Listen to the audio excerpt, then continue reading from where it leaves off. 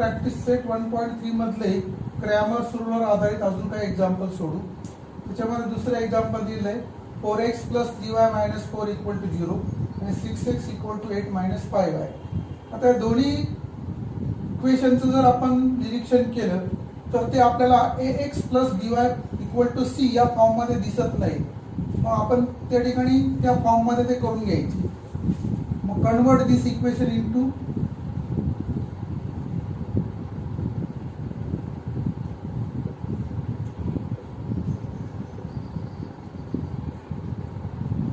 ax + by = c. त्यानुसार आता पहिल्या इक्वेशन मधले पहिलं इक्वेशन कसं तयार होईल बघा. 4x + 3y हा 4 तिकडे जाताना प्लस होईल. त्यानंतर इथे 6x, आता हा 5y आपल्याला इकडे आणायचा आहे म्हणून तो काय होईल +5y = काय होईल 8. त्यानंतर आपल्याला a1 a2 b1 b2 आणि c1 c2 च्या व्हॅल्यू लिहायच्या.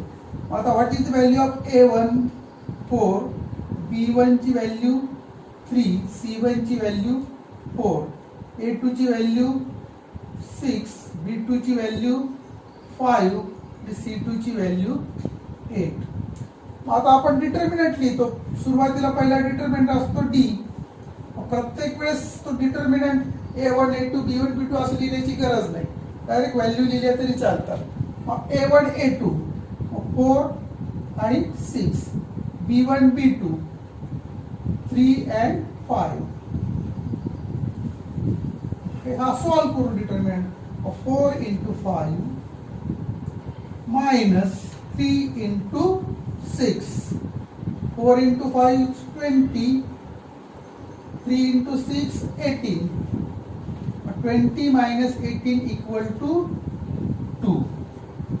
पुढचा डिटर्मिनंट कोणता असतो dx.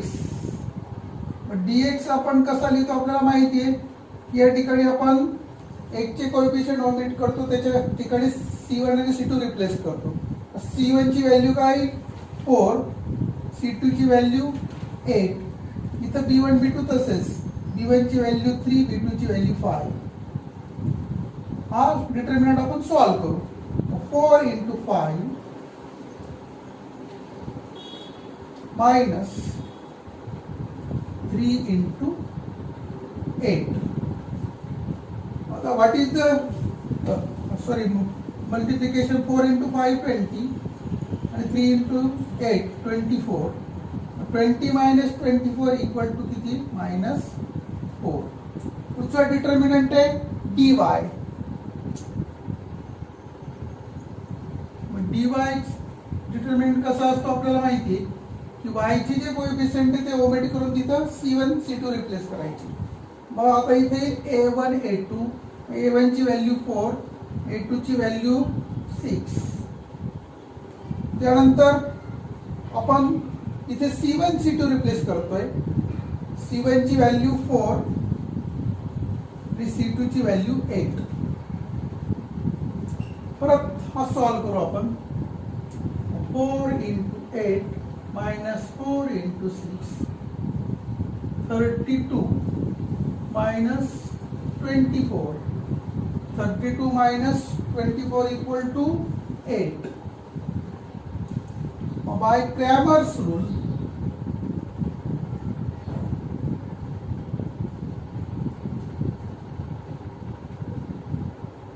x = काय असतो dx upon d.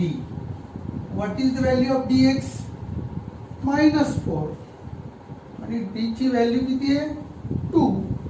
-4/2 = -2. तर y ची value y = dy upon d. What is the value of dy? 8.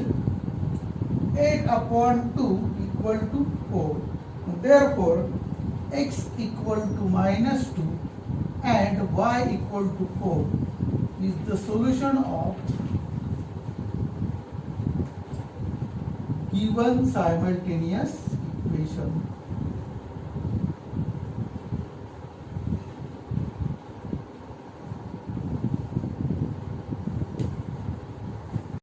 Practice set 1.3 मधलं पुढचं एक्झाम्पल आपण सॉल्व करू. 2x plus 3y equal to 2 and x minus y upon 2 equal to 1 upon 2. Here पहिल्या equation मध्ये a1 equal to 2, b1 equal to 3 and c1 equal to 2. Second equation मध्ये a2 equal to 1, चा coefficient 1 असतो. b2 equal to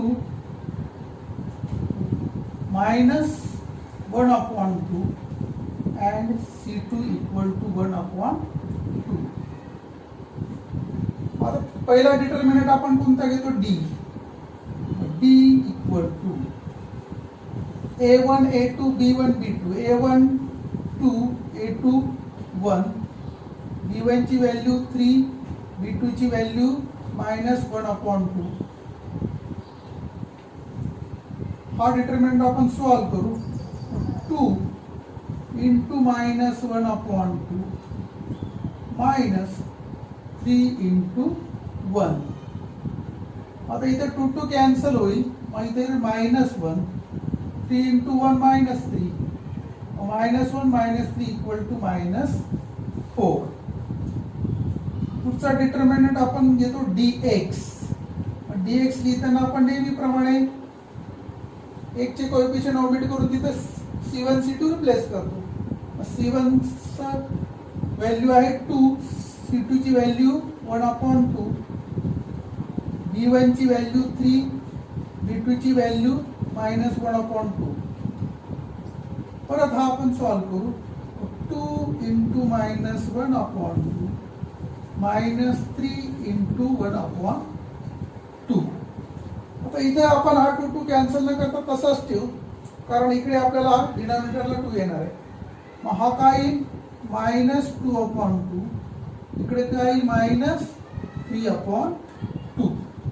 -3 -2 किती झाले? -5. याचा answer येईल -5 upon 2. त्यानंतर पुढचा डिटर्मिनंट आहे dy. dy लिहिताना आपल्याला माहिती आपण काय करतो? y चे कोएफिशिएंट ओमिट करून त्याच्या ठिकाणी काय रिप्लेस करतो? c1 c2. मग आता पहिले येईल a1 ची व्हॅल्यू 2, a2 ची व्हॅल्यू 1, c1 ची व्हॅल्यू 2, c2 ची व्हॅल्यू 1 upon 2. हा डिटर्मिनंट आपण सॉल्व करू. 2 into 1 upon 2 -2 into 1. इथे 2 2 कॅन्सल होईल, राहिले शिल्लक 1. 2 into 1 -2. 1 -2 किती झाले? -1. By Cramer's rule